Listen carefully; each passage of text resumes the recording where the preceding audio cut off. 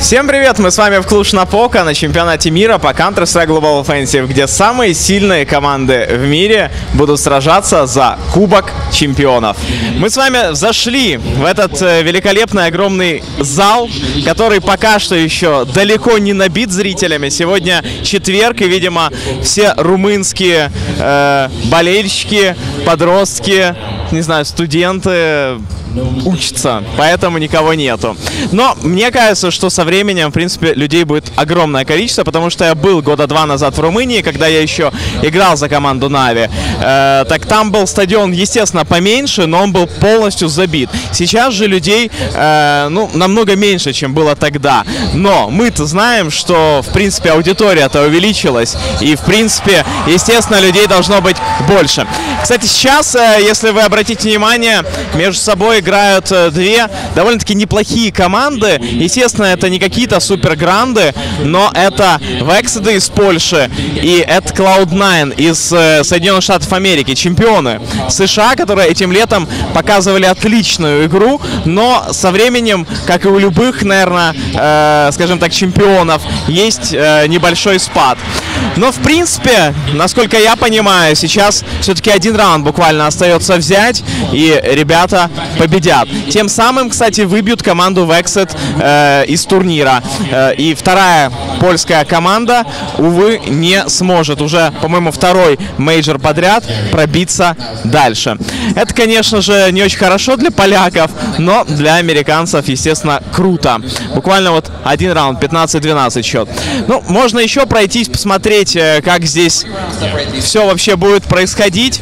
Я так понимаю, что вот здесь, в центральной части, будут сидеть самые элитные VIP какие-нибудь зрители, но на трибунах уже ребят попроще. Также у нас, я тоже понимаю, что в начале зала стоят белые диваны, и там их как раз 8 штук, этих диванов. Соответственно, 8 диванов, 8 слотов в плей-оффе. Видимо, именно там будут сидеть наши с вами профессиональные игроки, хотя мне кажется, что было бы намного лучше, если бы они, в принципе, провели, наверное, время в какой-то тренировке, хотя бы минимальной, перед важными играми. Ну, согласитесь сами, что, в принципе, сидеть, глазеть оттуда не самая хорошая затея, но, насколько мы видим, там как раз-таки, может быть, и сидят какие-то команды.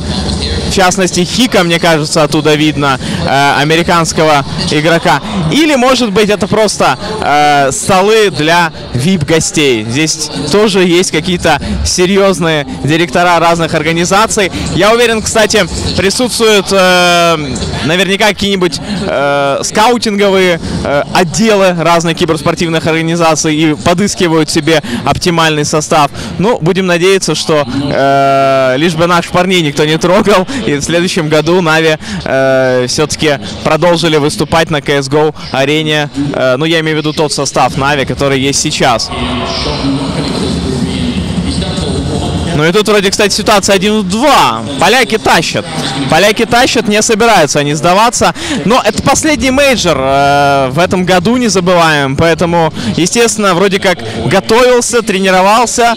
Проиграл вчера Фнатиком, сегодня проиграл Cloud9 и все, вылетел. Поэтому, естественно, нужно постараться и выложиться на максимум. Но, кстати, Cloud тоже рискуют проиграть. Если они сейчас дотянут до допов, а на допах проиграют, то вылетят. И мне кажется, что для такой команды, как Cloud9, это будет, вдвойне или втройне тяжелее получить такой удар. Потому что для средней команды Vexed это уже хороший результат участия на мейджоре. Для чемпионов Америки, согласитесь, вылет в групповом этапе — это значительное поражение, которое ударит, наверное, и по организации, и по составу, и по болельщикам, естественно. Поэтому, в принципе, нужно стараться, потеть. Ну и, по-моему, сейчас все-таки американцы будут немножко ближе.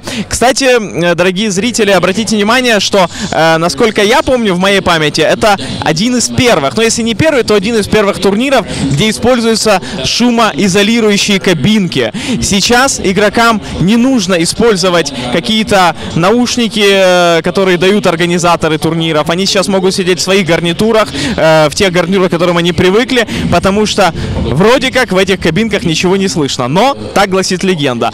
Хотя обычно какие-нибудь рабочие или организаторы все-таки экономят немножко средства, и эти кабинки бутафория и не более. Но будем надеяться, что в принципе эти кабинки действительно изолируют команды от комментаторов. В частности, американцы, например, могут просто подслушивать, естественно, то, о чем говорят комментаторы, и делать свои какие-то выводы во время игры. Ну и опять, кстати, у нас тут ситуация 2 на 2, 1-2. И сейчас как раз это этот момент, когда американцы побеждают, дорогие зрители. Команда Cloud9 сумела все-таки победить. Можем их с этим поздравить. Они большие молодцы, справились. Но поляки 16-13 против чемпионов Америки. Вторая команда Польши. Это говорит о чем? Что европейский Counter-Strike по-прежнему более развит, чем североамериканский. Есть много, скажем так, нюансов. Можно передачу новую записывать и порассуждать по этому поводу. Но вторая команда Польши вылетает. Америка проходит дальше. Но счет, сами понимаете, какой. 16-13 или 16-14. Это очень круто для поляков.